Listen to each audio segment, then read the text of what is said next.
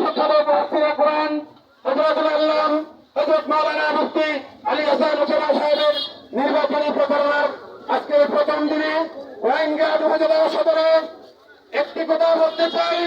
আমরা দীর্ঘদিন শোষিত হয়েছি। আজ আমরা একজন যোগ্য এবং বিজ্ঞ প্রার্থী পেয়েছি, যে কমপক্ষে জনপ্রতিনিধি হয়ে সংসদে গিয়ে হাজার হাজার টাকা লুটপাট করার চিন্তা করবে না। আপনারা জানেন, মুফতি আলী হাসান মুসাবা শুধু সিলেট ৪ আসনের জন্য পরিচিত নয়।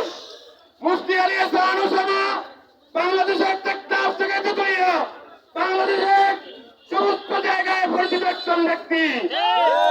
গোয়েঙ্গাট জনতার মানুষের সৌভাগ্য আজকে আমরা মুফতি আলী হাসান মুসাবাকে প্রার্থী হিসেবে পেয়েছি।